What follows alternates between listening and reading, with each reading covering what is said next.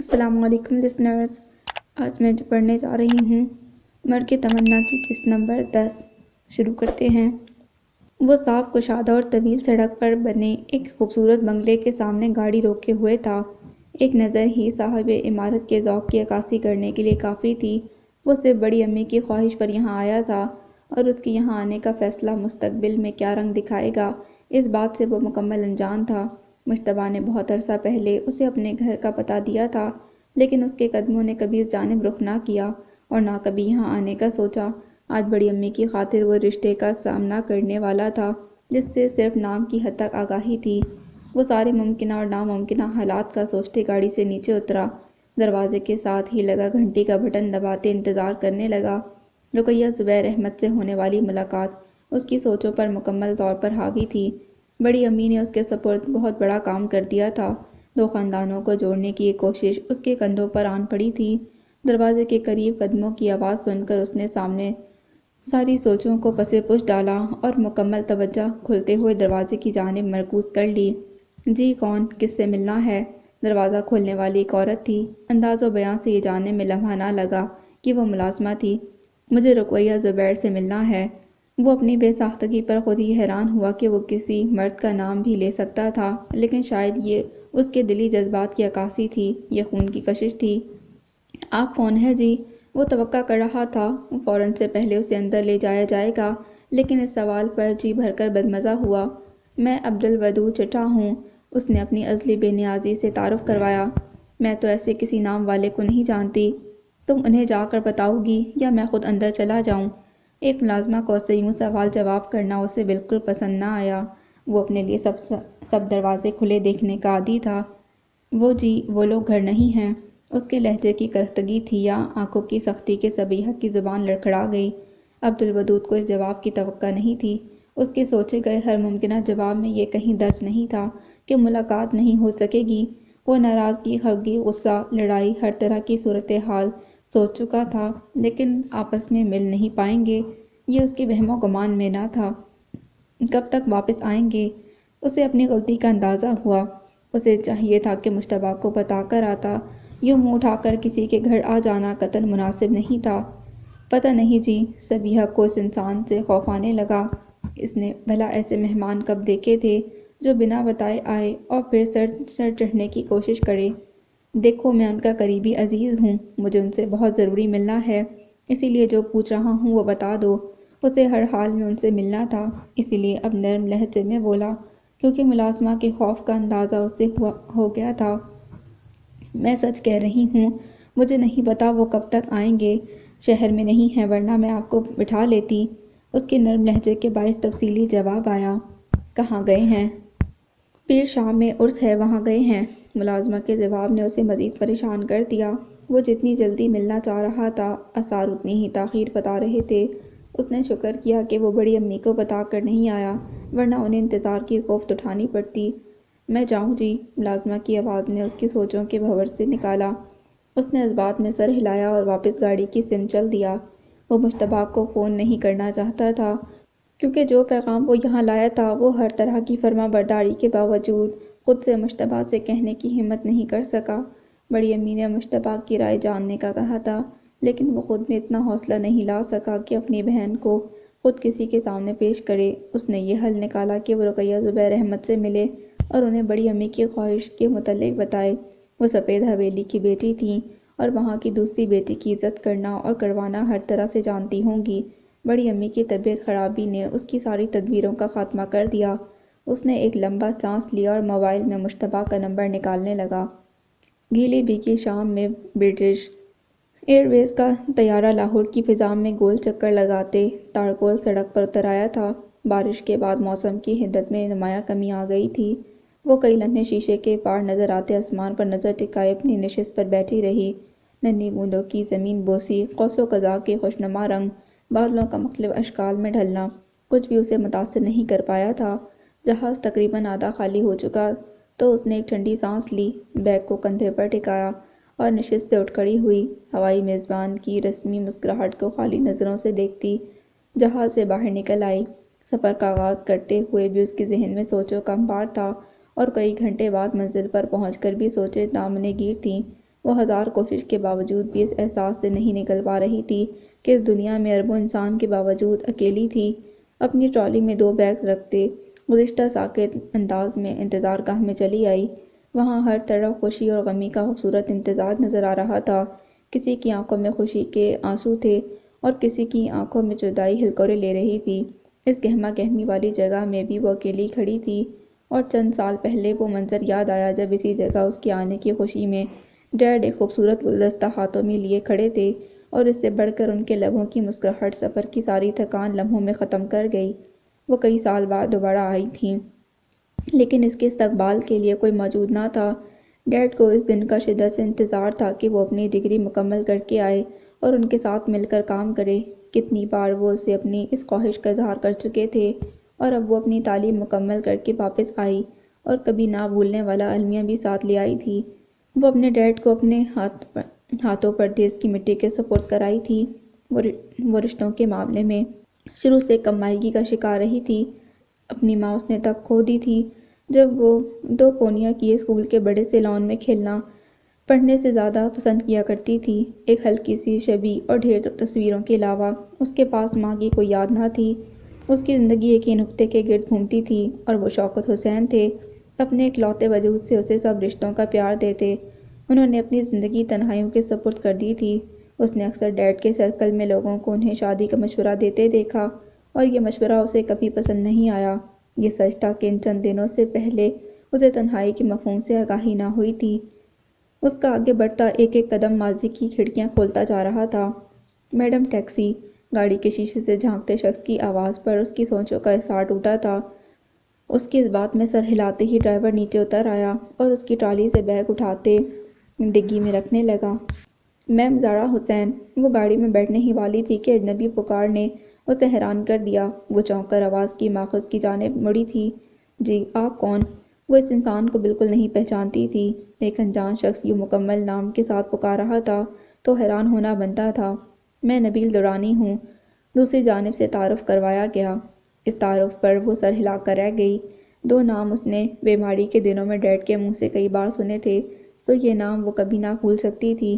Dead ایک جہاں دیدہ انسان تھے اور اگر وہ کسی پر اندھا اعتماد کرتے تو ان کے اعتماد پر کبھی شک نہ کر سکتی تھی۔ آپ یہاں کیسے؟ وہ اس کی یہاں آمد پر واقعی حیران تھی۔ مجھے آپ کی آمد کی اطلاع ملی تھی۔ سر ہوتے تو اس وقت وہ یہاں ضرور ہوتے، اس لیے میں یہ برداشت نہیں کر سکا کہ آپ یہاں آئیں اور سامنے آپ کو کوئی ایک بھی شناسا نظر نہ آئے۔ وہ نام سے پہچان لینے پر حیران ضرور ہوا لیکن اظہار نہیں کیا۔ شوکت حسین کے بنگلے میں زارا حسین کی دیوار گیر تصاویر آویزاں تھیں وگرنہ وہ مقابل کھڑی لڑکی کو کبھی نہ پہچان پاتا۔ اس نے تفصیلی جواب پر سر ہلایا۔ نبیل ڈرائیور سے معذرت کرتا اس کا سامان پکڑے آگے بڑھ گیا۔ وہ بھی اس کی پیروی میں آگے بڑھ گئی۔ اس کے بعد سارا سفر خاموشی کی نظر ہوا۔ وہ اداس نگاہوں سے ہمسفر راستوں کو دیکھتی رہی۔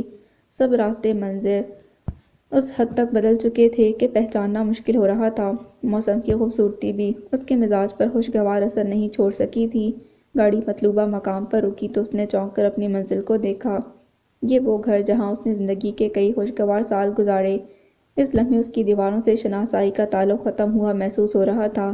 وقت کس تیز رفتاری سے گزرا اس کا احساس اسے گزرتے لمحوں میں بڑی شدت سے ہوا۔ ہمیں آپ کی اتنی جلدی آمد کی امید نہیں تھی، اس لیے سامان سیٹ نہیں کیا گیا۔ عقیل کے علاوہ سب ملازم بھی فارغ کر دیے گئے تھے۔ اب یہاں کا سارا سامان انتظام آپ کے حوالے ہے۔ کسی بھی مدد کی ضرورت ہو تو ضرور بتائیے گا۔ وہ ہال میں کھڑی گھر کا سرسری جائزہ لے رہی تھی کہ نبیل نے اسے ساری معلومات فراہم کرنا ضروری خیال کیا۔ آپ کا اس سب تعاون کے لیے بہت شکریہ۔ وہ اس کی تفصیلی بات کا مختصر سا جواب دیتے ہوئے کونے میں رکھی کرسی پر بیٹھ گئی۔ عقیل بھاگم بھاگ پانی کے بھرے گلاس لے آیا تھا۔ یہاں تمہارے ساتھ کوئی عورت نہیں؟ وہ دکھی تھی۔ اس کی ذات بگڑی ہوئی تھی لیکن کئی سالوں بعد لوٹنے کے باعث یہ جگہ اسے انجان لگ رہی تھی۔ وہ اپنا وقت غم منانے میں ضائع کر کے کوئی نقصان نہیں اٹھانا چاہتی تھی، سو اپنی بقا کی جنگ لڑنے کے لیے تیار تھی۔ نہیں جی، میں اکیلا ہی ہوں، عقیل نے مؤدب لہجے میں جواب دیا۔ مجھے جلد از جلد ملازمہ چاہیے، اس لیے یہاں کا جو بھی طریقہ کار ہے اسے استعمال کرو۔ وہ صرف عقیل سے مخاطب تھی اور اس کے تیور نبیل درانی کے لیے نظر اندازی لیے ہوئے تھے۔ عقیل، تمہاری ایک بیوہ بہن ہے نا جس کے لیے تم پریشان رہتے ہو، تم اسے یہاں کیوں نہیں بلا لیتے؟ زارا حسین کا رویہ ناقابل برداشت ضرور تھا لیکن ان کے درمیان تعلق کی بنیاد شوکت حسین تھے۔ وہ اپنے محسن کی اکلوتی اولاد کو یوں اکیلا نہیں چھوڑ سکتا تھا۔ اس کا دخل زہرا حسین کو قطعاً پسند نہیں آیا۔ وہ اپنی ناپسندیدگی کا اظہار منہ سے نہ کر سکی، لیکن انداز سب کہہ دینے کے لیے کافی تھے۔ اگر بی بی جی اجازت دیں تو میں انہیں بلا لوں گا۔ عقیل اجازت طلب نگاہوں سے اس کی جانب دیکھ رہا تھا۔ یہ بی بی جی اور اس ٹائپ کے الفاظ مجھے بالکل پسند نہیں۔ تم مجھے زہرا میم کہہ سکتے ہو۔ ویسے تمہاری بہن کب تک یہاں پہنچ سکتی ہے؟ چاروں ناچار اسے نبیل کا مشورہ ماننا پڑا۔ میں ابھی انہیں فون کروں گا تو کل صبح تک پہنچ جائے گی۔ اس کی خوشی دیدنی تھی۔ تو پھر کھڑے کیوں ہو، جاؤ اسے فون کرو۔ اس کے کہتے ہی عقیل وہاں سے عجلت میں نکل گیا۔ ابھی میرے پاس پاکستانی کرنسی نہیں ہے، لیکن بہت جلد آپ کو آج کے کام کی پیمنٹ مل جائے گی، آپ جا سکتے ہیں۔ وہ کب سے ایک نگران کی طرح اس کے سر پر کھڑا تھا۔ اس کا انداز زارا کو خوف زدہ کر رہا تھا۔ اس کے اب تک یہاں موجود ہونے کی یہی ایک وجہ سمجھ آئی، سو کہنے میں لمحے کی تاخیر نہ کی، لیکن وہ نہ جانے کیوں آنکھیں پھاڑے منہ کھولے اسے دیکھتا جا رہا تھا۔ دیکھیں، آپ کو جتنی پیمنٹ چاہیے ہوگی اتنی ہی ملے گی، آپ بے فکر ہو کر جا سکتے ہیں۔ وہ انسان اب اسے زج کر رہا تھا۔ آپ کو اس وقت آرام کی شدید ضرورت ہے۔ میں عقیل کو کہے جاتا ہوں آپ کے لیے کمرہ سیٹ کر دے، اور ہاں، مکمل نیند لیجیے گا ورنہ آپ کو مشکل ہوگی۔ اس سے زیادہ عزت افزائی وہ برداشت نہیں کر سکتا تھا، سو چاہتے ہوئے بھی سخت الفاظ کو زبان کی نوک سے بمشکل ادا ہونے سے روکا اور لمحے کی تاخیر کے بنا وہاں سے نکل گیا۔ اب زہرا حسین حیران تاثرات لیے اسے جاتا دیکھ رہی تھی۔ ڈیڈ کو نہ جانے اس میں کیا نظر آتا تھا، اس کی باتوں میں کہاں سے مزاج جھلکتا ہے، البتہ سڑیا پن ضرور ہے۔ وہ جا چکا تھا، اسی لیے وہ دبی آواز میں بڑبڑاتے اپنا غصہ نکال رہی تھی۔ ایک طویل سفر کے بعد ایسے منحوس انسان کو دیکھنا اور پھر ان کی عجیب و غریب باتیں برداشت اس کو مزید تھکا گیا تھا۔ وہ عقیل کا انتظار کیے بنا خود کمرے کی تلاش میں آگے بڑھ گئی تھی۔ تو نہ سمجھے گا، یہ بات بھی ہو سکتی ہے، قتل پل پل میں میری ذات بھی ہو سکتی ہے۔ وہ شدت کی سردی اور بارش کو نظر انداز کیے اس وقت اذلان کے گھر کے سامنے کھڑی تھی۔ وہ ہاسپٹل سے گھر آ چکا تھا اور وہ اس سے فاصلے کی خواہش مند تھی۔ اس سارے معاملے پر مکمل غور کرنا چاہتی تھی، اور یوں بار بار ملنا اس کے فیصلے پر اثر انداز ہو سکتا تھا۔ وہ اپنے فیصلے پر قائم نہیں رہ سکی، اور وجہ اذلان کے مسلسل آنے والے میسیجز کال تھے۔ اس کی سرکشی ان چند دنوں میں اس حد تک بڑھ گئی تھی کہ لامیا بوکھلا کر رہ گئی۔ اس سے فاصلوں کی سب کوششیں بیکار تھیں۔ وہ اپنی خراب طبیعت کے باوجود خود ملنے آنے کا کہہ رہا تھا، اور اسی ایک دھمکی نے لامیا کو ایک عرصے بعد طیبہ حیدر شاہ کے گھر کے سامنے لا کھڑا کیا۔ دروازہ کھلنے تک وہ انہی سوچوں میں گم تھی کہ دروازہ کھلا۔ طیبہ حیدر شاہ اسے دیکھ کر حیران ہوئی تھی۔ ارے کھڑی کیوں ہو، جلدی سے اندر آؤ، اتنی تیز بارش میں آنے کی کیا ضرورت تھی؟ یقیناً اذلان نے تنگ کیا ہوگا۔ ان کے لہجے میں ماضی کی جھلک تک نہیں تھی، جس نے کافی حد تک لامیا کو پرسکون کیا۔ نہیں، ایسی کوئی بات نہیں، مجھے یہاں نزدیک ہی ایک کام تھا تو سوچا یہاں بھی چکر لگا لوں۔ اس نے جھوٹ بولنے کی کوشش کی، لیکن پھپھو کا چہرہ دیکھ کر ناکامی کا واضح یقین ہو گیا۔ تم اذلان کے کمرے میں جاؤ، میں تمہارے لیے کافی لاتی ہوں۔ ان کے وہاں سے جاتے ہی اس نے اپنی چھتری بند کر کے ایک کونے میں رکھی اور خود سیڑھیاں چڑھ آئی۔ واہ، آج تو بڑے بڑے لوگ آئے ہیں، مجھے بالکل یقین نہیں آ رہا۔ ایک چٹکی کاٹنا ذرا۔ بستر پر نیم دراز، شرارت بھری آنکھیں، ہاتھ اس کی طرف بڑھاتے مسکرا رہا تھا۔ چٹکی کیوں، جان سے نہ مار دوں تمہیں؟ ان چند دنوں میں اس کے رنگ ڈھنگ ہی بدل چکے تھے، اور یہ دیکھ کر لامیا کافی حیران تھی۔ مرے ہوئے کو مزید کیا مارو گی؟ وہ پرشوق نگاہوں سے سامنے کھڑی لڑکی کو دیکھ رہا تھا۔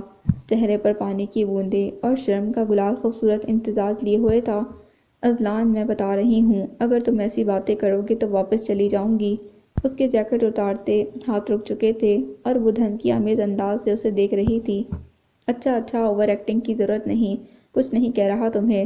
اس کے تاثرات سے جان گیا کہ وہ یہاں سے بھاگنے میں لمحہ نہیں لگائے گی، اس لیے دل میں مچلتے جذبات سلانے میں ہی عافیت سمجھی۔ مجھے لگتا ہے سڈنی کے ڈاکٹرز پاگل ہو چکے ہیں، تمہیں ابھی علاج کی ضرورت تھی، نہ جانے گھر کیوں بھیج دیا۔ اس کے سر پر بندھی مرہم پٹی دیکھ کر اس نے اپنا خیال ظاہر کیا، اور شاید موضوع بدلنا درکار تھا۔ میں نے پوچھا تھا انہیں۔ کیا؟ اس کے قریب رکھے صوفے پر بیٹھتے مکمل متوجہ ہوئی۔ یہی، مجھے گھر کیوں بھیج رہے ہو، ابھی مجھے علاج کی ضرورت ہے۔ واقعی تم نے یہ پوچھا؟ اس کی اپنے لیے اتنی فکر مندی لامیا کو ہضم نہ ہوئی، لیکن اس کی سنجیدگی پر یقین کرنا پڑا۔ پھر کیا کہا ڈاکٹر نے؟ وہ سوالیہ نظروں سے اسے دیکھنے لگی۔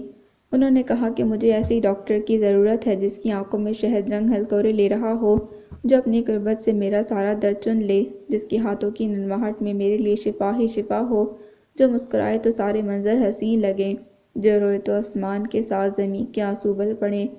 وہ بات کے اختتام تک اس کی جانب جھکایا تھا، اس کی شہد رنگ آنکھوں میں اترتے حیا کے رنگ وہ بہت قریب سے دیکھ پا رہا تھا۔ اذلان، وہ اس کا نام لینے کے سوا کچھ بھی نہ بول پائی۔ تم نے ایسی ڈاکٹر کہیں دیکھی ہے؟ وہ پیچھے ہوتا ہوا فوراً سے بات بدل گیا۔ لامیا کو غور کرنے پر بھی اس کے چہرے پر سنجیدگی کے سوا کچھ نظر نہیں آیا تھا۔ یہ اتنا بڑا ڈرامہ باز ہے، مجھے پہلے کیوں خبر نہ ہوئی؟ وہ من ہی من میں سوچتے اسے کڑی نگاہوں سے دیکھ رہی تھی۔ مجھے جانا چاہیے۔ وہ باتوں کے رنگ بدلنے سے باز آنے والا نہیں تھا، اور وہ خود کو عجیب شش و پنج میں گم محسوس کر رہی تھی۔ اس کو روک پا رہی تھی اور نہ ہی حوصلہ افزائی کر سکتی تھی۔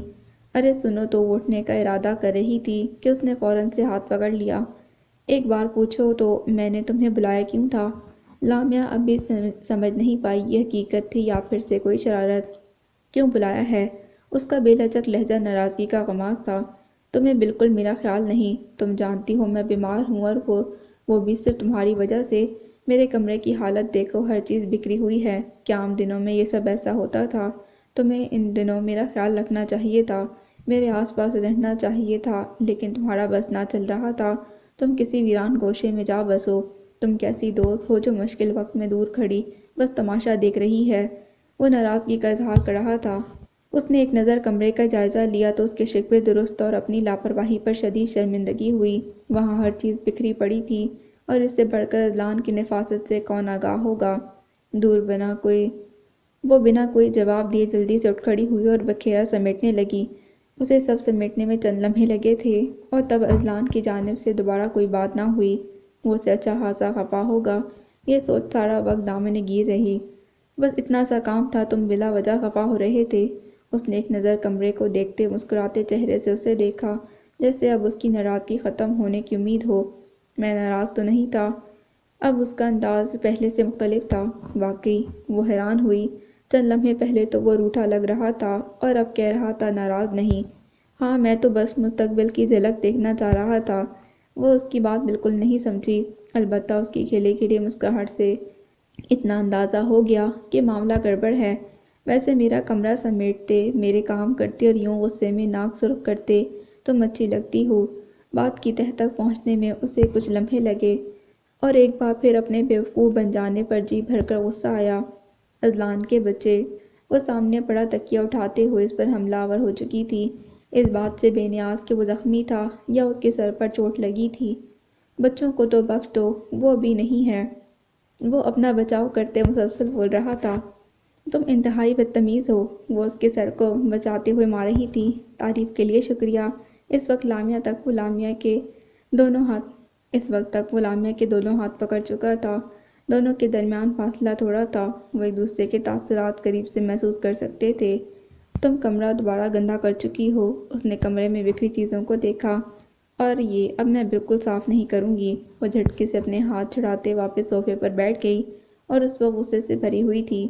وہ یہاں اس سے تھوڑا وقت لینے آئی تھی، جبکہ دوسری طرف سنجیدگی کا نام و نشان نہیں تھا۔ اپنے لڑائی جھگڑے میں وہ کسی کی انا اور دبے قدموں چلے جانا محسوس نہیں کر سکے تھے۔ بیگم، آپ سامان واپس کیوں لے آئیں؟ وہ ہاتھ میں ٹرے پکڑے سیڑھیاں اتر رہی تھی۔ اسی لیے؟ حیدر شاہ نے حیرانی سے پوچھا۔ وہاں کا ماحول میرے جانے سے خراب ہو جاتا۔ کچھ دیر بعد چلی جاؤں گی۔ وہ مسکراتے ان کے پاس بیٹھ گئیں اور ٹرے وہیں رکھ دی۔ ویسے مجھے بدلتے رویوں کا بالکل یقین نہیں آ رہا۔ آپ کا بدل جانا، اور وہ بھی اس حد تک، میرے لیے ان گزرے سالوں کا سب سے انوکھا واقعہ ہے۔ میں پوچھ سکتا ہوں یہ سب کیسے ممکن ہوا؟ وہ کافی دنوں سے یہ صورتحال دیکھ رہے تھے، اور آج بالآخر پوچھ بیٹھے۔ اس میں اتنا حیران ہونے والی کیا بات ہے؟ میرے بیٹے کی خوشی کیا ہے؟ اور اگر وہ میری خواہشات کے متصادم بھی ہے تو مجھے کس چیز کو اہمیت دینی ہے؟ یہ سب مجھے سمجھنے میں وقت لگ گیا، لیکن اس کا ہرگز یہ مطلب نہیں کہ آپ میرے بدلتے رویوں کو شک کی نگاہ سے دیکھیں۔ میں شک نہیں کر رہا، بلکہ آپ کو اندازہ بھی نہیں ہوگا کہ یہ تبدیلی میرے لیے کس قدر خوش آئند ہے۔ آپ نے اپنے گھر کے سکون اور بیٹے کی خواہشات کو اہمیت دے کر میری بہت ساری فکریں ختم کی ہیں۔ وہ واقعی خوش تھے اور اس کا اندازہ ان کے چہرے سے ہو رہا تھا۔ آپ فکر نہ کریں، بہت جلد میں ابراہیم سے اس سلسلے میں بات کرنے والی ہوں۔ کافی کا کڑوا گھونٹ لیتے انہوں نے اپنے اگلے ارادے سے آگاہ کیا۔ اور کیا ہی اچھا ہو اگر یہ خوشخبری اذلان کی سالگرہ کے موقع پر اسے دیں۔ انہیں نیا خیال سوچا تھا، یہ تو بہت اچھی بات ہو جائے گی۔ وہ دونوں اس سلسلے کے لیے گفتگو کرنے لگے تھے۔ شام آسمانی پیالے کے رنگ سے چھلک رہی تھی اور دھیرے دھیرے نارنجی راجکمار سے اس کے اختیارات چھیننے کی کوشش کر رہی تھی۔ ہوا سرسراتے ہوئے ڈال ڈال مٹکائے نئے مہمان کو خوش آمدید کہہ رہی تھی۔ چند لمحوں کا کھیل اور ریاست فلک کا تختہ و تاج بدلنے والا تھا۔ نارنجی شہزادے کی جگہ سیاہی رنگ ملکہ افق پر براجمان ہونے والی تھی۔ وہ اس سارے رد و بدل سے بے نیاز منڈیر سے ٹیک لگائے ہاتھ میں قلم پکڑے اخبار پر نگاہ دوڑانے میں مصروف تھی۔ کوئی سطر نگاہ کو بھلی محسوس ہوتی تو قلم سے اس کے گرد دائرہ کھینچتے یاد دہانی کے طور پر محفوظ کر لیتی۔ عزت کیا کر رہی ہو؟ وہ اپنے کام میں اس قدر مگن تھی کہ دیوار پار سے کنزا کا آواز دینا پسند نہیں آیا۔ کچھ کام کر رہی ہوں۔ اس نے اخبار گولائی میں لپیٹ کر ہاتھ میں پکڑا اور اس کی طرف چلی آئی۔ اسے معلوم تھا کہ وہ اس کی جان چھوڑنے والی نہیں۔ اب تو اندھیرا ہونے والا ہے، تمہیں کیا نظر آ رہا ہے؟ وہ اس کے ہاتھ میں اخبار دیکھ چکی تھی، تبھی حیران ہوئی۔ اچھا، یہ تفتیش بعد میں کر لینا، بتاؤ تم کیا کر رہی ہو؟ اس نے غیر ارادی طور پر ایک نگاہ نیچے صحن میں ڈالی جہاں ہاضم شفق ٹہلتے ہوئے فون پر بات کر رہے تھے۔ بھائی کے کپڑے رکھنے آئی تھی، تمہیں دیکھا تو رک گئی۔ اس نے ہاتھ میں تہہ شدہ کپڑے دکھائے۔ 2 منٹ رکو، میں رکھ کر آئی۔ وہ اسے رکنے کا کہتی ایک کونے میں بنے کمرے کی جانب چلی گئی جو ہاضم شفیق کا ٹھکانہ تھا۔ آج بھی تلاشی لینے کا ارادہ ہے۔ اس کا دھیان مکمل کنزا کی جانب تھا اور اسی باعث وہ ان کا آنا محسوس نہ کر سکی۔ آپ سے مطلب؟ وہ پہلے ہی ان سے خفا تھی اور اب یوں ان کا گزشتہ طعنہ دینا اسے مزید تیش دلا گیا۔ واہ، یعنی الٹا چور کوتوال کو ڈانٹے، سارے الٹے کام تمہارے اور غصہ بھی تم ہی کرو۔ وہ مکمل انہماک سے اس کے چہرے پر غصے کے اترتے رنگ دیکھ رہے تھے۔ ہوا کے دوش پر لہراتے بال ان کی توجہ بار بار چہرے سے ہٹا رہے تھے۔ مجھے آپ سے کوئی بات نہیں کرنی۔ وہ واقعی ان سے ناراض تھی۔ بہت سی باتیں تھیں جو اس کے دل میں ان کے حوالے سے کھٹک رہی تھیں۔ بھائی آپ بھی آ گئے، نہ جانے کتنے دنوں بعد ہم لوگ دوبارہ یوں اکٹھے ہوئے ہیں۔ کنزا کو یہ منظر بہت بھلا محسوس ہوا۔ کچھ مہینے پہلے ان تینوں کا ایک دوسرے بنا گزارا نہ ہوتا تھا۔ دن میں 1-2 گھنٹہ ان کی بحث و مباحثہ اور گفتگو کے لیے ضرور ہوتا، لیکن گزشتہ کچھ عرصے سے یہ تکون اور ان کی باتیں خواب و خیال ہو چکی تھیں۔ ہاں، تم بالکل ٹھیک کہہ رہی ہو، ایک عرصہ ہو گیا ہم لوگوں کو مل بیٹھے ہوئے۔ میرا خیال ہے جب میرٹ لسٹ آئی تھی تب ہی ہم لوگ باہر گھومنے گئے تھے۔ اس کے بعد تو مصروفیت کا انبار ہی ختم نہیں ہو رہا۔ کنزا کی بات نے انہیں بھی گزشتہ دن یاد کرا دیے تھے۔ مصروفیت کا نام بھی بتا دیجیے۔ ان کا وضاحتی بیان عزت کو ایک آنکھ نہیں بھایا تھا اور ان کی افشین نامی مصروفیت سے بھی وہ اچھی طرح آگاہ تھی۔ اس کا جلا کٹا طنز اور انداز وہ اچھے سے سمجھ گئے تھے، لیکن اس کی غلط فہمی دور کرنے کی کوشش نہیں کی۔ اس کا افشین کو لے کر پیچ و تاب کھانا انہیں مزہ دینے لگا۔ بھائی، اسے آپ چھوڑیں، یہ نہ جانے کیوں جلی بلی بنی رہتی ہے۔ آپ اپنی مصروفیت کم کریں، ہمارے لیے بالکل وقت نہیں آپ کے پاس۔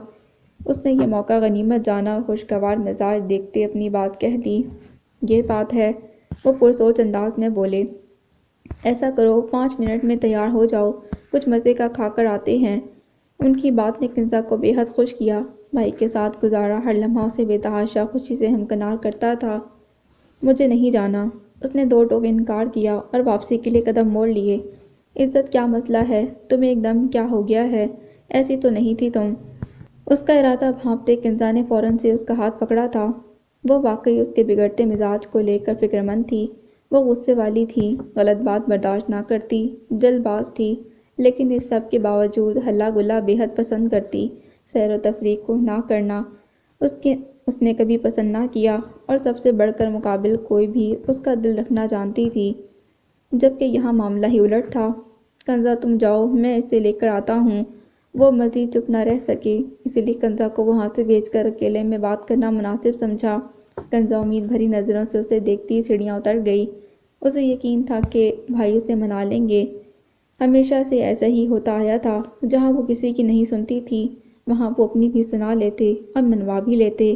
عزت نے قہر بار نگاہوں سے فرار ہوتی کنزا کو دیکھا جو ہمیشہ اسے ایسی مشکل میں ڈال جاتی تھی۔ اب بتاؤ کیا مسئلہ ہے؟ دونوں کے درمیان ایک دیوار حائل تھی۔ میں نے ایک عام سی بات کی ہے کہ مجھے نہیں جانا۔ اس کا لازمی یہ مطلب تو نہیں ہو سکتا کہ مجھے کوئی مسئلہ ہی ہوگا۔ میں مصروف ہو سکتی ہوں، کوئی ضروری کام ہو سکتا ہے۔ وہ ان کے سوال پر اچھی خاصی زچ ہوئی تھی۔ وہ چند لمحے اس کا یوں کھڑا اکھڑا انداز دیکھتے رہے۔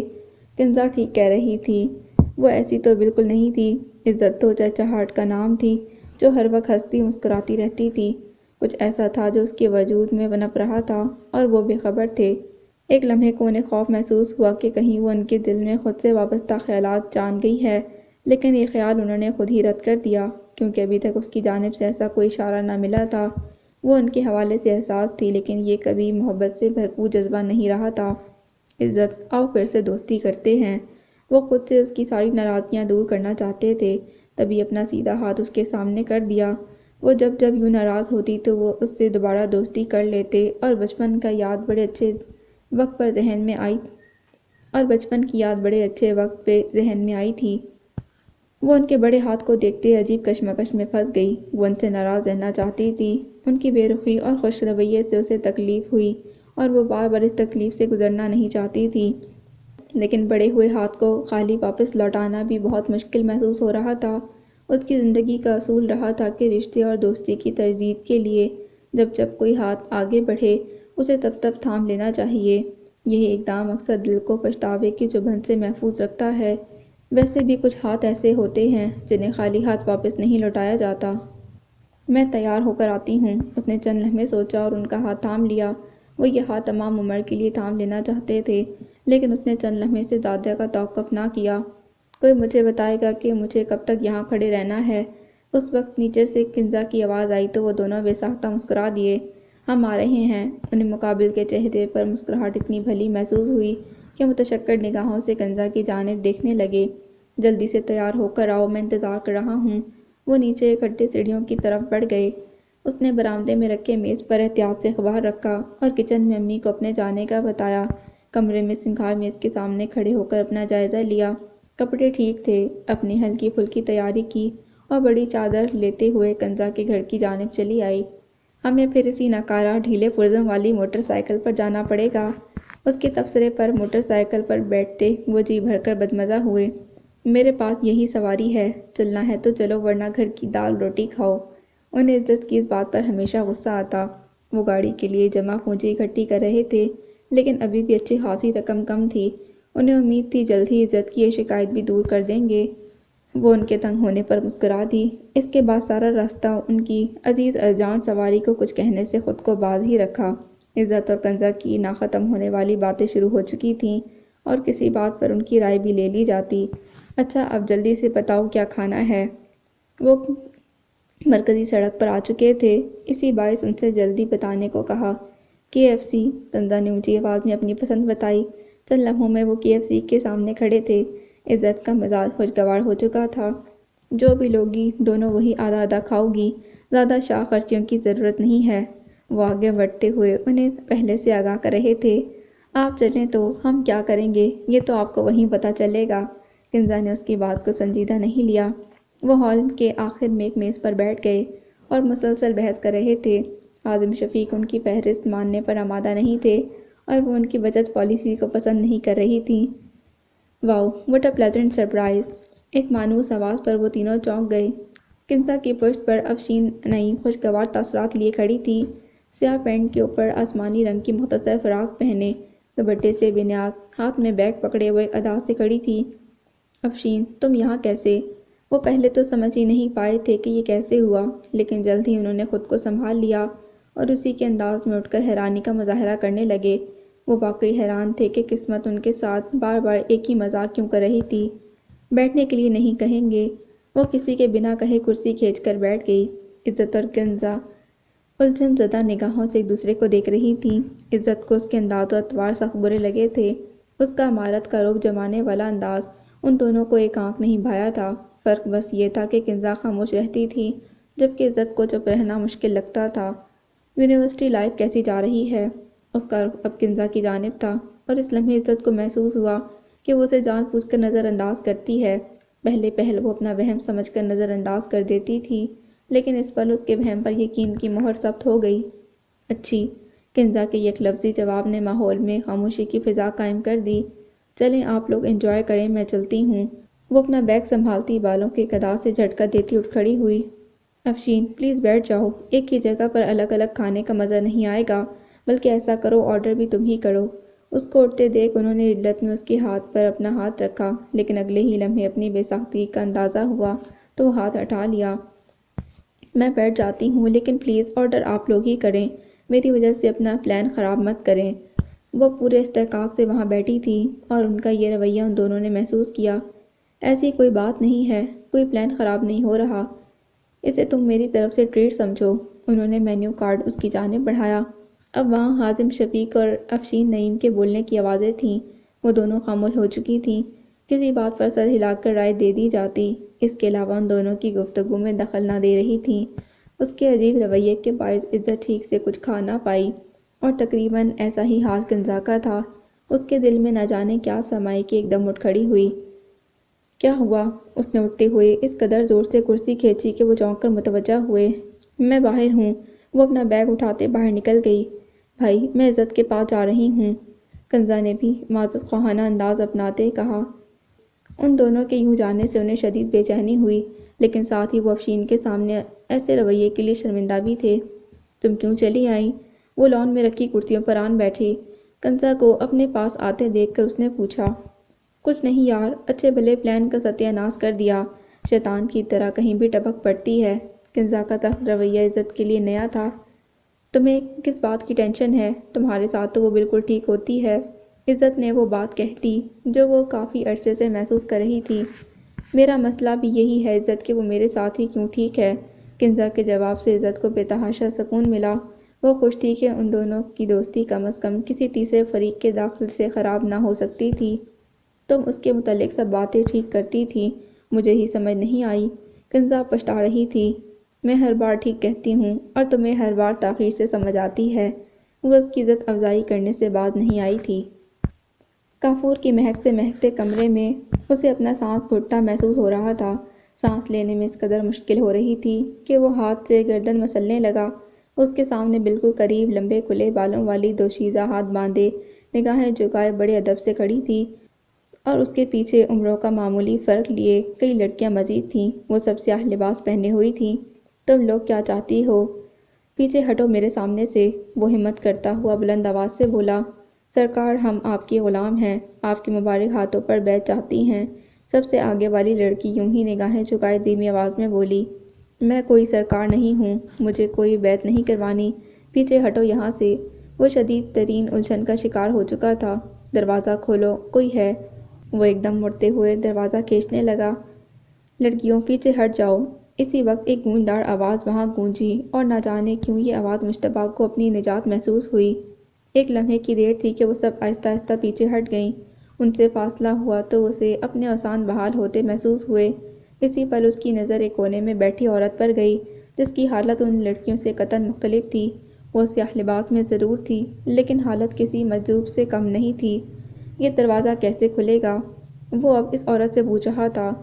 سب در کھلتے ہیں، یہ بھی کھل جائے گا، ویسے بھی دروازہ ہی ہے نا، جتنا بھی مضبوط ہو، دیمک اس کی مضبوطی کھا جاتی ہے۔ اور رکاوٹوں کا کیا ہے؟ جتنی مرضی رکاوٹیں کھڑی کر دو، جانے والے چلے جاتے ہیں۔ وہ عورت کیا بول رہی تھی وہ سمجھ نہیں پا رہا تھا۔ اس نے سرسری نظروں سے کمرے کا جائزہ لیا۔ وہ ایک طویل کمرہ تھا، اور اس کمرے میں 3 دروازے مزید تھے۔ ان کے آگے کیا تھا اسے جاننے کی کوئی دلچسپی نہیں تھی، وہ بس وہاں سے نکلنا چاہتا تھا۔ خود کو یوں ہلکان نہ کرو، کیونکہ وہی ہوگا جو وقت نے تمہارے لیے طے کر رکھا ہے۔ اس کی بے چینی ہر کسی پر عیاں تھی۔ اس عورت کے الفاظ میں کوئی تو تسلی تھی جس نے اس کے وجود میں دوڑتے پارے کو قابو کر لیا۔ اس نے دروازہ کھولنے کی کوشش ترک کر دی اور وہیں نیچے بیٹھ گیا۔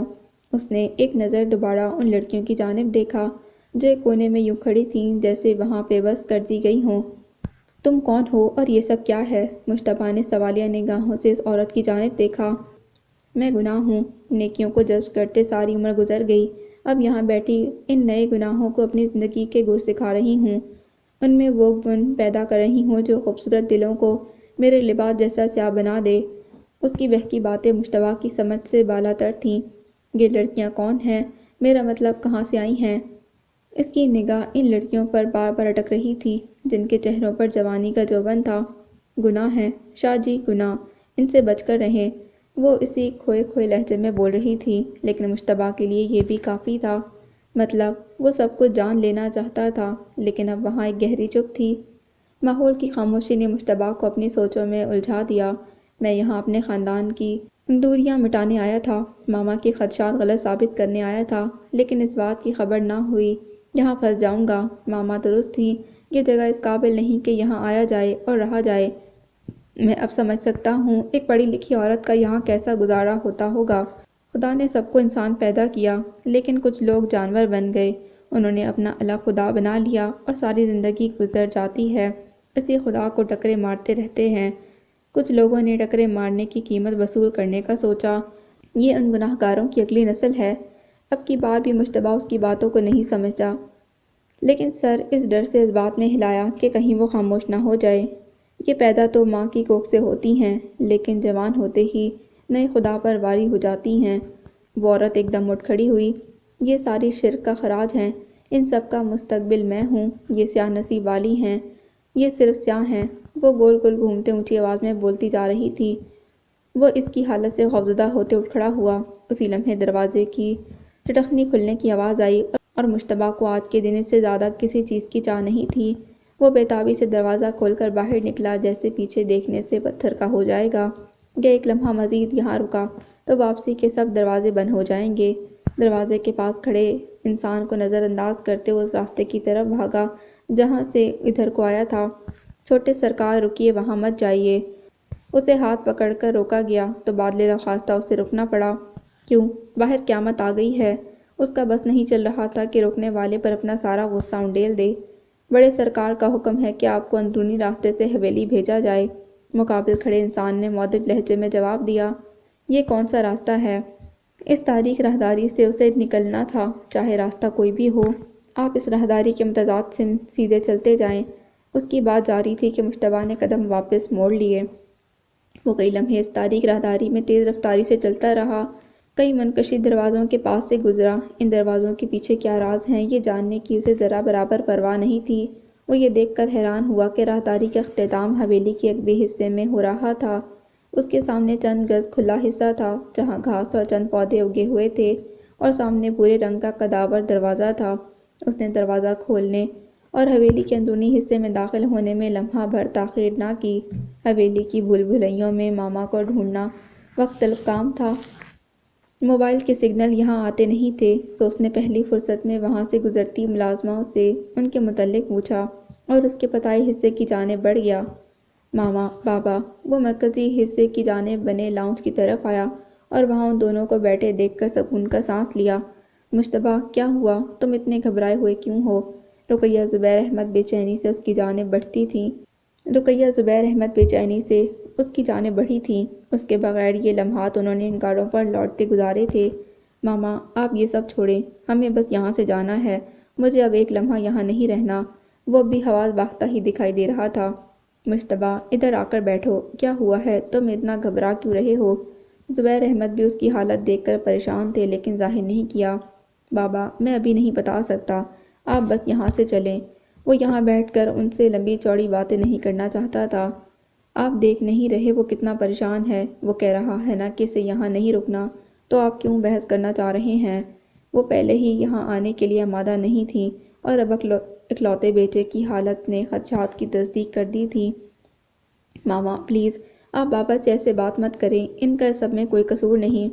سب قصور ان کے ہی ہیں، میری ساری زندگی کھا گئے یہ ظالم لوگ، لیکن میں تمہارے ساتھ کچھ غلط نہیں ہونے دوں گی۔ تمہیں بچانے کے لیے میں ہر حد سے گزر جاؤں گی۔ وہ ایک دم چیخنے لگی تھی اور ان کا اس قدر طیش میں آنا زبیر احمد کو پریشان کرنے لگا۔ اچھا تم لوگ پریشان نہ ہو، میں ابا جان سے رخصتی کی اجازت لے کر آتا ہوں۔ وہ ان دونوں کو تسلی دیتے اٹھ کھڑے ہوئے۔ میں خود ہی آ گیا ہوں، تمہیں میرے پاس آنے کی ضرورت نہیں۔ مختار احمد کی آمد نے ماحول میں تناؤ بھر دیا اور ان کا کروفر سے صوفے پر بیٹھنے کا انداز رقیہ زبیر کے تن بدن میں آگ لگا گیا۔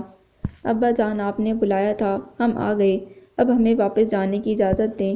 زبیر احمد احترام سے بات کرتے کہہ رہے تھے تم اس عورت کی کٹپتلی ہو، اس کے اشاروں پر ناچتے ہو، اسی لیے اس نے تمہیں پہلے کبھی آنے نہیں دیا اور نہ اس بار اپنی مرضی سے آئے ہو تمہیں یہاں لایا گیا ہے، اور اگر نہ آتے تو میرے پاس تمہیں بلانے کے دوسرے بہت سے طریقے ہیں۔ رونت ان کے لفظ لفظ سے ٹپک رہی تھی۔ مشتبہ پہلی بار ان کے منہ سے اپنے ماں باپ کے لیے اس قدر گھٹیا الفاظ سن رہا تھا۔ اس کے وجود میں غصے کا ابال اٹھنے لگا، لیکن رشتوں کا لحاظ شاید اب بھی باقی تھا، سو اس نے خاموش رہنے میں بہتری سمجھی۔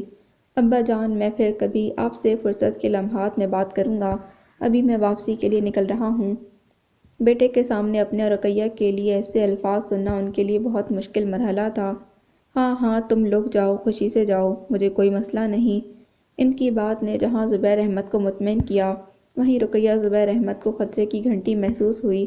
انہوں نے نہ جانے کس خدشے کے تحت مشتبہ کا ہاتھ سختی سے تھام لیا۔ چلو مشتبہ، اپنی ماما کو باہر لے آؤ۔ وہ الوداعی ملاقات کے لیے آگے بڑھے۔ مشتبہ کہیں نہیں جا رہا۔ ان کی کرخت آواز نے ماحول ساکت کر دیا۔ ان کے ہاتھ پر بوسہ دینے کے لیے زبیر احمد کے آگے بڑھے ہاتھ رکے، وہیں مشتبہ کے اٹھے قدم واپس زمین پر آن پڑے۔ میں آپ کی بات کا مطلب نہیں سمجھا۔ زبیر احمد کو تشویش نے آن گھیرا۔ مشتبہ نہیں جائے گا۔ آج سے یہ درگاہ کی ذمہ داریوں میں میرا ہاتھ بٹائے گا، اسی لیے اس کا ٹھکانہ اب سے یہ حویلی ہے۔ مختار احمد نے ایک بم ان کے سروں پر پھوڑا تھا۔ میں مشتبہ کو کسی صورت آپ کے سپرد نہیں کروں گی، یہ میرا بیٹا ہے، آپ کی عیاشیوں کی نظر نہیں ہو سکتا۔ رقیہ زبیر احمد نے خاموشی کے سارے اصول توڑ ڈالے، وہ جو خود کو سالوں سے نباہ کرنے کی تلقین کرتی آ رہی تھیں، آج ان کی ضبط کا بندھن ٹوٹ گیا۔ ان کے سامنے بیٹھے شکی القلب انسان نے آج ان کے دل پر وار کیا تھا۔ زبان سنبھال کر بات کرو، ورنہ میں یہ بھول جاؤں گا کہ دنیاوی لحاظ سے ہمارا کوئی رشتہ ہے۔ مشتبہ یہاں رہے گا تو بس یہاں رہے گا، کسی کو اس کے ساتھ رہنا ہے تو رہ سکتا ہے، ورنہ جانے کے سب دروازے کھلے ہیں۔ وہ اپنا حتمی فیصلہ سناتے ہوئے صوفے سے اٹھ کھڑے ہوئے۔ اور ہاں، بھاگنے کی غلطی بالکل نہیں کرنا، ورنہ انجام کے ذمہ دار تم لوگ خود ہوگے۔ وہ جاتے جاتے انگلی اٹھا کر تنبیہ کرنا نہ بھولے تھے۔ یہ سب کیا ہے بابا؟ مشتبہ حیران نظریں ان دونوں پر مرکوز کیے ہوئے تھا، جبکہ رقیہ زبیر احمد ہارے ہوئے جواری کی طرح بے دم ہو کر بیٹھ چکی تھیں۔ محفل حسن کے چراغ بجھا دیے گئے۔ کچھ لمحوں کی بات تھی، رات کے اندھیرے نے صبح کے سفیدے پر ڈھل جانا تھا۔ کمرہ محفل سے سامان عیاشی سمیٹا جا رہا تھا۔ سفید پتھر کے فرش سے پان کا لعاب اور شراب کے قطرے صاف کیے جا رہے تھے، جبکہ نوٹوں کی برسات نین تاڑا اپنے دامن میں سمیٹے کمرے میں جا چکی تھیں۔ اس سب ہلچل سے پرے نازنین اپنے کمرے میں اندھیرا کیے عجیب سوچوں میں گم تھی۔ اے میری پیاری نازنین، تو یہاں اندھیرا کیے کیوں بیٹھی ہے؟ خاموش فضا میں لالے کی بھاری آواز کانوں کو بالکل بھلی محسوس نہ ہوئی۔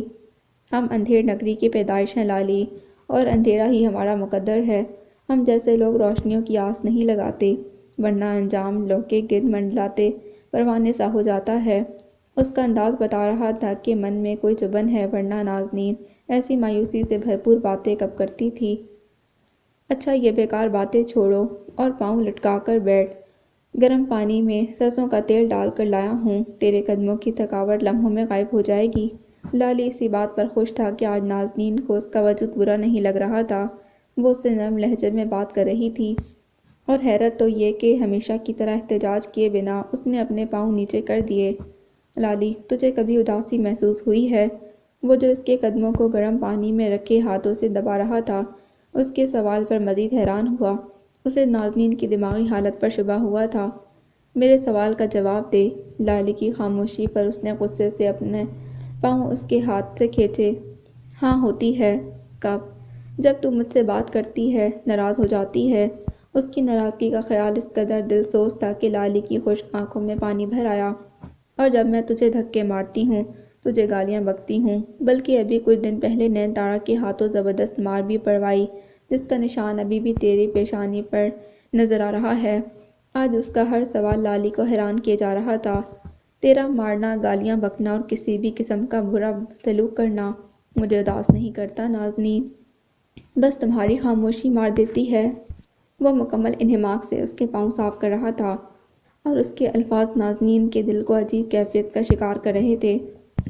ایسا کیوں ہے لالی کہ تجھے میرے دیے گئے زخموں کی تکلیف بھی نہیں ہوتی؟ میں تم سے محبت کرتا ہوں، تم اس شہر کی ہی نہیں میری بھی آنکھ کا تارا ہو، تمہارے بغیر لالی کا کوئی وجود نہیں۔ کوئی مجھے نامرد کہتا ہے، کوئی ہجڑا کہہ کر پکارتا ہے، کسی کو ماں باپ کا گناہ لگتا ہوں اور کسی کو زمین پر بوجھ، لیکن ایک تم ہو جسے لالی صرف لالی لگتا ہے۔ جب زندگی کی گنتی ایک پر رک جاتی ہے تو پھر اس کے اچھے برے سے کوئی فرق نہیں پڑتا، اور میں جان گیا ہوں کہ تو بھی اب اس ایک کی تلاش کرنے لگی ہے، لیکن میں تجھے اس تلاش سے منع کروں گا۔ تجھے بہت درد ملے گا اور تیرا درد مجھے مار دے گا۔ وہ اتنے ہی حوصلے کا مالک تھا، اسی لیے تو نازنین کی تکلیف کا سوچ کر ہی رو دیا تھا۔ نازنین بی بی، کوئی رئیس زادہ آیا ہے اور آپ سے ملنے کا کہہ رہا ہے۔ وہ لالی کے آنسو صاف کرنے والی تھی، اور شاید یہ پہلی بار ہونا تھا، لیکن کسی کی آمد کی اطلاع اسے حیران کر گئی۔ مجھے کیوں بتا رہی ہو؟ نین تارا کو اطلاع دو، بلکہ میری مانو تو رہنے دو، میں بہت تھک چکی ہوں۔ وہ اس وقت کسی سے ملنا نہیں چاہتی تھی۔ جی، نین تارا نے آپ کو پیغام دینے کا کہا ہے۔ وہ لڑکی اس کے جواب کی منتظر وہیں کھڑی تھی۔ اچھا، یہاں ہی بھیج دو۔ وہ جان گئی کہ اگر آج نین تارا کی جانب سے کوئی مزاحمت نہیں ہوئی تو واقعی کوئی رئیس زادہ تھا، وگرنہ یہاں تو وقت رہتے بھی کسی بیچارے کی دال نہیں گلتی، کجا کہ اس وقت وہ اپنی گاڑی میں بیٹھا ہے اور آپ کو وہاں بلا رہا ہے۔ یہ جواب اس کے لیے غیر متوقع تھا۔ ایسا کون ہے جو یہاں آنے کی بجائے مجھے باہر بلا رہا ہے؟ جاؤ، جا کر کہہ دو میں نہیں آ رہی۔ نازنین ہوں، اس کے علاقے کی غریب عورت نہیں جو اس کے حکم کی غلام ہو۔ اس کے علاقے کی غریب عورت نہیں جو اس کے حکم کی غلام ہو۔ لیکن بی بی، وہ دوبارہ مسڑ ہوئی، کہہ دیا نہ جاؤ یہاں سے۔ وہ اب کی بار اونچی آواز میں بولی، نازنین بی بی، وہ وہی ہے جو اس رات آیا تھا۔ وہ دروازے کی اوٹ میں کھڑی ڈرتی ڈرتی بولی۔ جہاں نازنین ٹھٹکی تھی وہیں لالی تواتر سے چلتے ہاتھ ساکت ہوئے۔ لالی کا دل انجانے خوف سے دھڑک اٹھا۔ نازنین کی دھڑکنوں میں غیر معمولی اتار چڑھاؤ آیا تھا۔ اس انجان شخص کی جسارت پر دونوں حیران تھے۔ تم چلو اور انہیں کہو انتظار کریں، میں آتی ہوں۔ اس لڑکی کے جاتے ہی اس نے پاؤں گرم پانی سے نکالے اور خشک تولیے پر رکھ دیے۔ لالی اس کا اشارہ سمجھتے جلدی سے اس کے پاؤں خشک کرنے لگا۔ لالی، جلدی سے تیاری کا سامان نکال۔ وہ غسل خانے کی جانب بڑھتی اسے تیاری کا کہہ گئی تھی۔ لالی کا بس چلتا تو اسے جانے سے روک دیتا، اس نئے راستے پر پہلا قدم رکھنے سے پہلے اس کا رخ موڑ دیتا، لیکن بس چلتا تو۔ اس نے نیم دلی سے سیاہ گھیر دار فراک نکالا جس پر چاندنی رنگ کا خوبصورت کام تھا۔ فراک کے ہم رنگ جھمکے نکالے اور سفید نازک سی سینڈل نکال سنگھار میز کے سامنے رکھ دی، جہاں لمحوں میں وہ اشاج بشاج چہرہ لیے غسل خانے سے نکل آئی تھی۔ کیا جانا ضروری ہے؟ اس نے ڈرتے سوال کیا۔ نہ جانے کی بھی تو کوئی وجہ نہیں، خلاف توقع آرام سے جواب دیا۔ ویسے مجھے کسی موقع پر کیا پہننا ہے یہ مجھ سے بہتر تو جانتا ہے۔ فراق کے ساتھ رکھی چیزوں کو ستائشی نظروں سے دیکھتے لالی کو سراہا۔ عام وقت ہوتا تو اس تعریف پر پھولے نہ سماتا، لیکن اس لمحے اس کے دل میں عجیب وسوسے جنم لے رہے تھے۔ نازنین کی زندگی نئی ملاقاتوں پر منحصر تھی۔ اس کا پیشہ یہ تھا کہ وہ اب تک نہ جانے کتنے مردوں سے مل چکی تھی، لیکن کبھی لالی کے ایسے خدشات لاحق نہ ہوئے تھے۔ وہ خاموش سا کمرے سے باہر نکل آیا۔ نازنین رات کا حسن چرائے کمرے سے نکلی اور بنا کسی کو اطلاع کیے سیڑھیاں اتر گئی۔ سیڑھیوں کے اختتام پر لالی ہاتھ میں چند پیسے لیے کھڑا تھا۔ اس کے سر سے بارتے بنا کچھ کہے واپس چلا گیا۔ نازنین نے سڑک پر دروازے سے چند فاصلے پر سیاہ بڑی سی گاڑی دیکھی اور 90 تلے قدم اٹھاتی اس طرف بڑھ گئی۔ وہ گاڑی میں بیٹھتے ہی خوبصورت گہرا لہجہ اور مدہوش آواز اس کے بالکل قریب گونجی تھی۔ اس سے پہلے اس کو اس انداز بے خودی سے کب سراہا گیا۔ اس نے دائیں جانب سے بالوں کا پردہ ہٹاتے ایک ادا سے خوبصورت آواز کے مالک کو دیکھا اور آنکھوں میں روشن انتظار کے دیے دل کو جلاتے محسوس ہوئے۔ معذرت خواہ ہوں، تمہیں بے وقت اور عجیب و غریب طریقے سے یہاں بلایا، لیکن کیا کریں، ہمارے بہت سے خیر خواہ ہمارے ارد گرد خبروں کی طاق میں رہتے ہیں، اس لیے یہ احتیاط لازمی ہے۔ اپنے وجیح مردانہ ہاتھوں سے اس کی نازک کلائی پر گجرا پہناتے معذرت کی ضرورت نہیں، میرا دل کیا میں آ گئی، اور یاد رکھیں نازنین اپنی مرضی کے خلاف کچھ نہیں کرتی۔ اس کی بات پر مقابل نے چھت پاڑ قہقہ لگایا تو وہ حیران نظروں سے اسے دیکھنے لگی۔ میں خوش فہمی میں مبتلا تھا کہ یہ خاص عنایت شاید میرے لیے کی گئی ہے۔ وہ اس کے خوبصورت سراپے کو نگاہوں میں سماتے بولا، شاید یہی وجہ بھی ہو سکتی ہے۔ اس کے دیوانے پن نے نازنین کے غرور کو مزید بلند کیا۔ اچھا، یعنی شمع سی فطرت پائی ہے تم نے، دیوانوں کو پروانہ بنانا جانتی ہو۔ اور مارنا بھی۔ یہ تو میں پہلی ملاقات میں جان گیا تھا۔ گاڑی سبک رفتاری سے سڑکوں پر گھومتے ایک نئے آباد علاقے میں پہنچ گئی تھی۔ ہم کہاں جا رہے ہیں؟ اس نے اندھیرے میں غیر مانوس جگہ کو دیکھتے کہا، جہاں دنیا نہ دنیا والے ہوں، ہم دونوں ہوں اور بس ساتھ محبت ہو۔ گاڑی رک گئی تو اس نے نازنین کی گود میں رکھا ہاتھ اپنے ہاتھ میں پکڑتے بھرپور چاہ سے اسے دیکھا۔ وہ جو کسی ایسی جگہ پر جانے سے انکار کرنے والی تھی، اس جسارت پر خاموش ہو گئی۔ اس کے چند اصول تھے، وہ کمرہ خاص سے باہر کسی کو نہ ملتی، اور اگر بصد اصرار باہر جاتی تو بھی عوامی مقامات پر بیٹھنا پسند کرتی۔ اس کا خیال تھا کہ اس پہر وہ اس کے ساتھ سڑکوں پر گھومے گا اور واپس چھوڑ دے گا۔ اس کے علاوہ کچھ ہو سکتا ہے، یہ اس کے ذہن میں نہیں تھا۔ اس کے انکار کی صلاحیت اس انسان نے سلب کر لی تھی۔ وہ تسلیم کر رہی تھی کہ مقابل بیٹھا انسان اس کے حواس پر سوار ہو رہا تھا۔ میرے ساتھ چلو گی؟ وہ اس کی جانب کار کا دروازہ کھولے ہاتھ بڑھائے کھڑا تھا، اور وہ بنا کوئی احتجاج کیے خاموشی سے اس کے ہاتھ میں ہاتھ دے گئی۔ یہ ایک نئی تعمیر شدہ عمارت تھی، جس کی 2 منزلہ پر بنا ایک فلیٹ ان کی منزل تھا۔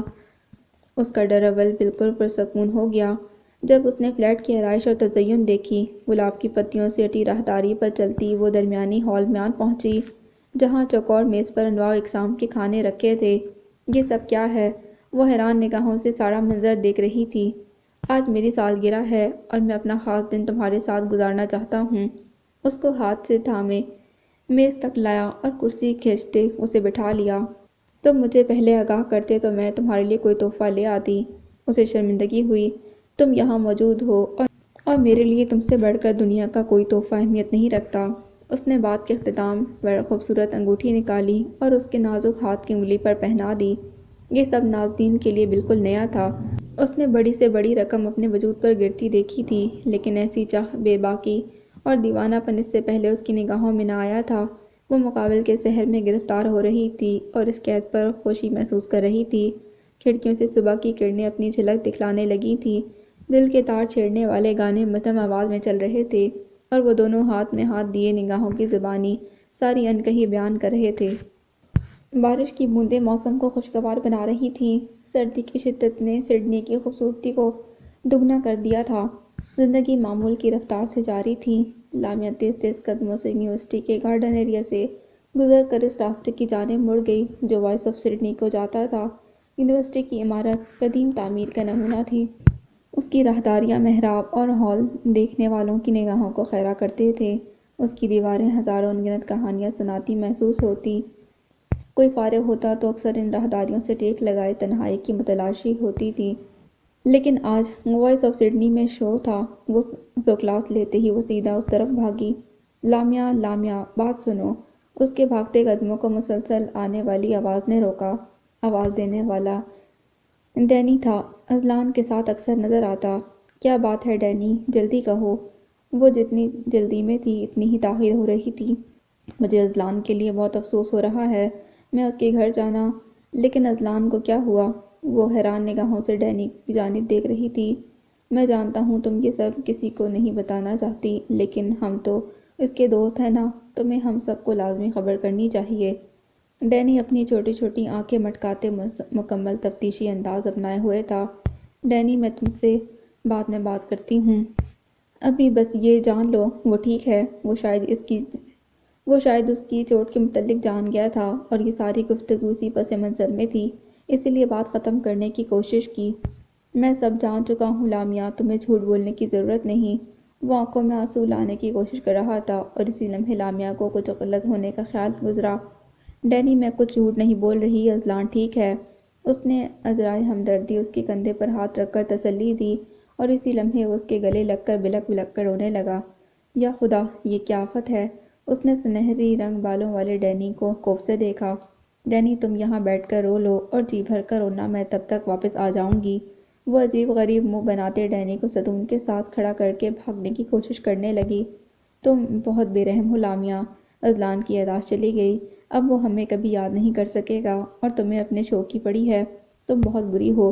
وہ چند قدم دور گئی کہ ڈینی کی بلند آواز میں کہی گئی باتیں اس کو آگے بڑھنے نہ دے سکیں۔ تمہیں یہ فضول بات کس نے بتائی؟ وہ بالکل ٹھیک ہے اور چند دنوں میں یونیورسٹی آ جائے گا۔ اسے ڈینی پر جی بھر کر غصہ آیا۔ کیا واقعی؟ وہ ستون سے ہٹتے فوراً اس کے پاس آیا۔ اب کی بار بنا کوئی جواب دیے اس نے بس کسیلی نگاہوں سے اسے دیکھا۔ سبین نے پھر جھوٹ کیوں بولا؟ وہ آنکھیں سکیڑتے پرسوچ انداز میں بولا۔ کیا اذلان کے بارے میں ایسا تمہیں سبین نے کہا؟ وہ یقین کرنے پر آمادہ نہیں تھی۔ ہاں، اس نے شدت سے سر اس بات میں ہلایا۔ میں اس سے پوچھوں گی، لیکن اب یہ رونا بند کرو، ایسا کچھ نہیں ہے۔ اس نے کلائی پر بندھی گھڑی دیکھی اور سر پیٹ لینے کو جی چاہا۔ اس کے پاس وقت بہت کم بچا تھا۔ ڈینی کا جواب سنے بنا اس نے دوبارہ دوڑ لگا دی۔ اس کے پاس وقت بہت کم تھا۔ تیز چلتے وہ کبھی شو کے وقت تک نہیں پہنچ سکتی تھی۔ اس نے دوڑنا شروع کر دیا۔ اپنے دوسرے شو میں وہ کسی ہزیمت کا سامنا نہیں کرنا چاہتی تھی۔ لامیا، بات سنو۔ وہ لائبریری کے پاس سے گزر رہی تھی جب رادھا کی آواز سنائی دی۔ وہ نہ چاہتے ہوئے بھی رک گئی، کیونکہ رادھا آسٹریلین شہری نہیں تھی، انڈین لڑکی تھی اور ڈھیروں مشکلات کے بعد پڑھنے یہاں تک آئی تھی۔ اسے اکثر مدد کی ضرورت رہتی اور وہ جس حد تک ممکن ہو سکتا اس کی مدد کرتی۔ کیا ہوا؟ سب خیریت ہے؟ اس کا سانس پھولا ہوا تھا۔ یہ تو تمہیں بتانا چاہیے تھا نا؟ رادھا کا جواب مجھے سمجھ نہ آیا، لیکن اچانک ڈینی کے ساتھ ہونے والی گفتگو یاد آئی تو اسے لگا رادھا بھی کچھ ایسا ہی پوچھنے آئی ہے۔ رادھا، اگر تمہیں بھی سبین نے اذلان کی یادداشت کے متعلق کچھ بتایا ہے تو پلیز اسے اگنور کر دو۔ اذلان بالکل ٹھیک ہے اور بہت جلد یونی آ جائے گا۔ وہ جلدی میں جواب دیتے وہاں سے جانے لگی۔ اذلان کی یادداشت؟ تمہیں کوئی غلط فہمی ہوئی ہے۔ میں ایسا کچھ نہیں پوچھنے والی تھی، بلکہ میں تو تمہیں کانگریچولیشنز کہنے آئی تھی۔ میں تم دونوں کے لیے بہت خوش ہوں۔ رادھا نے اپنے آنے کا مقصد بتایا تو وہ چونک گئی۔ تم کس چیز کی؟ لیکن کس چیز کی خوشی؟ اذلان اور تمہاری انگیجمنٹ کی۔ اس کی بات نے لامیا کے سر پر بم پھوڑا۔ یہ تمہیں سبین نے کہا ہے؟ اس کا بس نہیں چل رہا تھا کہ سبین سامنے ہو اور وہ اسے ہاتھ پر برج سے دھکا دے دے۔ ہاں، اور مجھے تھوڑا دکھ بھی ہوا کہ تم لوگوں نے کسی دوست کو بلانا تو دور بتانا بھی پسند نہیں کیا۔ اس کا لہجہ اب دکھی تھا۔ ایسا کچھ بھی نہیں ہے رادھا، کوئی انگیجمنٹ نہیں ہوئی۔ کہ دیکھو میرا ہاتھ، یہاں کوئی رنگ نہیں ہے۔ اب کہاں کا شو اور کیسا شو؟ وہ بیگ نیچے رکھتے نرم گھاس پر بیٹھ گئی۔ کیا تم لوگ پام بیچ پر نہیں گئے تھے اور دونوں نے لائٹ ہاؤس میں اکٹھے وقت نہیں گزارا؟ رادھا اب بھی مشکوک نگاہوں سے اسے دیکھ رہی تھی۔ لامیا نے غصہ ایک طرف رکھتے اسے مکمل تفصیل سے آگاہ کیا، کیونکہ اگر یہ بات یونیورسٹی میں پھیل جاتی تو عجیب صورتحال بن سکتی تھی۔ رادھا کو مطمئن کرنے کے بعد وہ سبین کو تلاش کرنے کے لیے اٹھ کھڑی ہوئی۔ ان کی آنکھوں کے کنارے بھیگے ہوئے تھے۔ ایک دن کی بیمار نے چہرے کی سفید رنگت کو پیلا کر دیا۔ 2 دن سے علاقے کی عورتوں کو حویلی آنے سے منع کر دیا گیا اور ان کا اپنا من بھی یہی تھا۔ وہ کچھ وقت اپنے ساتھ تنہائی میں گزارنا چاہتی تھیں۔ سب ان کے ارد گرد چکرا رہے تھے، لیکن ان کی خاموشی ٹوٹنے کا نام نہ لے رہی تھی۔ گل، ان کے لیے کچھ کھانے کو لاؤ، میں کچھ ضروری کام دیکھ لوں۔ احمد علی چٹھا گل کو ان کا خیال رکھنے کا کہتے کمرے سے نکل گئے۔ تم جاؤ گل، مجھے کچھ نہیں چاہیے۔ ان کی کمزور نحیف آواز نے گل کے دل پر جھٹکا لگایا تھا۔ خدا کے لیے بی جان مجھے خود سے دور نہ کرے، آپ کی ایسی حالت مجھ سے برداشت نہیں ہو رہی۔ میرا تو سب کچھ آپ ہیں، میری ماں، میری محسن۔ اس نے آگے بڑھتے ان کے قدموں پر اپنا سر رکھا اور کئی نمکین آنسو اس کے قدموں کو گیلا کر گئے۔ تمہیں کتنی بار کہا ہے گل، ایسی حرکتیں نہ کیا کرو۔ انہوں نے جلدی سے اپنے پاؤں ہٹا لیے۔ اسی لمحے دروازہ کھول کر نورالعین کمرے میں داخل ہوئی۔ اس کے ہاتھوں میں ٹرے تھی۔ اس کا چہرہ دیکھتے ہی انہوں نے آنکھیں موند لیں۔ نورالعین کی آنکھوں میں آنسو چھلک آئے، لیکن گل نے اشاروں سے اسے آگے آنے کو کہا۔ وہ جانتی تھی جب تک وہ نورالعین سے بات نہیں کریں گی تب تک ان کی حالت بہتر نہیں ہوگی۔ بڑی امی، آپ کے لیے سوپ لائی ہوں، اس نے میز پر ٹرے رکھتے کہا، لیکن ان کی جانب سے کوئی جواب نہیں آیا تھا۔ آپ مجھ سے ناراض ہیں، لیکن کھانے سے ناراض مت ہوں۔ ڈاکٹر نے آپ کا بہت سارا خیال رکھنے کا کہا ہے۔ وہ ان کے بستر کے پاس قدموں کے بل بیٹھ گئی تھی، لیکن اب کی بار بھی خاموشی قائم تھی۔ بڑی امی، وہ رو پڑی تھی۔ وہ کبھی اس سے ناراض نہ ہوئی تھیں، ہمیشہ اس کے ہی لاڈ اٹھاتی تھیں، اور اب جب وہ خاموشی کی چادر اوڑھے ہوئے تھیں، اسے بالکل سمجھ نہیں آ رہی تھی کہ وہ انہیں کیسے بولنے پر آمادہ کرے۔ گل، مجھے آرام کرنا ہے اور جاتے ہوئے کمرے میں اندھیرا کر جانا۔ وہ ایک اور کوشش کرنے والی تھی، لیکن انہوں نے اس سے یہ مہلت بھی چھین لی۔ ان دونوں کے باہر جانے سے پہلے دروازہ کھلا۔ شیما بیگم اور حور العین کمرے میں داخل ہوئیں۔ گل انہیں کہنے ہی لگی تھی کہ بی جان نے آرام کرنے کا کہا ہے، لیکن ان کے پیچھے بڑے صاحب کو آتے دیکھ ادب سے کھڑی ہو گئیں۔ بیجان کے کمرے میں اس وقت یوں سب کا اکٹھا ہونا یقیناً کوئی خاص بات تھی۔ نورالعین کے چہرے کی رنگت اڑ گئی۔ وہ یہ سوچ کر گرنے والی ہو گئی کہ بڑے ابا کو سب پتہ چل گیا اور اب وہ یہاں اپنا فیصلہ سنانے آئے ہیں۔ اس نے مدد طلب نظروں سے بڑی امی کی طرف دیکھا، لیکن وہاں بھی اسے حیرانی ہی نظر آئی۔ جو افراد حویلی میں موجود تھے وہ سب اس کمرے میں اکٹھے ہیں، اور جو نہیں ہیں ان کو بعد میں بتا دیا جائے گا۔ وہ اپنی بھوری رنگ کی خاص کرسی پر بیٹھتے ہوئے بولے، میری برداشت غلط حرکات اور کاموں کو دیکھ کر کتنی جلدی ختم ہوتی ہے یہ آپ سب جانتے ہیں، لیکن اولاد کے سامنے بڑے سے بڑا تڑم خان بھی ہار مانتا آیا ہے۔ سعید اور شیما کی تربیت سے میں جتنا خوش اور مطمئن ہوں، سعد اور اس کی بیوی نے مجھے اتنا ہی مایوس کیا ہے۔ ان سالوں میں بار بار میرا ضبط ٹوٹا اور انہوں نے ہمیشہ مجھے کسی انتہائی فیصلے سے باز رکھا۔ انہوں نے بستر پر لیٹے نہیں وجود کی جانب دیکھتے ہوئے کہا، اپنی اولاد کی کوتاہیوں پر پردہ ڈالتے انہوں نے ساری زندگی گزار دی، اور اب بھی ان کی پریشانیوں اور تکلیفوں کی وجہ صرف نورالعین ہے، جس کے وجود کا احساس اس کے ماں باپ کو بالکل بھی نہیں۔ یہ طنز نہیں تھا، لیکن نورالعین کو کوڑے کی طرح لگا۔ اس نے شاکی نگاہوں سے سامنے کھڑی اپنی ماں کو دیکھا، جس کے باعث آج وہ بھری محفل میں ایسی باتیں سن رہی تھی۔ میں اپنی بیوی کو اس عمر میں مزید تکلیف میں نہیں دیکھ سکتا، اسی لیے میں نے فیصلہ کیا ہے کہ نورالعین اور عبدالودود کو ایک رشتے میں باندھ دیا جائے۔ ایک آتش فشاں تھا جو اس کمرے میں پھٹا تھا۔ نورالعین کے چہرے پر طمانینت بھری مسکراہٹ تھی۔ بالآخر وہ ایک بار پھر سعد علی چٹھا پر کاڑی وار کرنے میں کامیاب ہو گئی تھیں۔ اس کی آنکھوں میں وہ منظر لہرایا تھا جب وہ خاموشی سے ابا جان کے کانوں میں یہ بات ڈال آئی تھی، لیکن کامیابی کی امید ذرا برابر نہ تھی۔ آج اس کے لیے فتح کا دن تھا۔ بڑے ابا، آپ مجھ سے پوچھے بغیر ایسا فیصلہ کیسے کر سکتے ہیں؟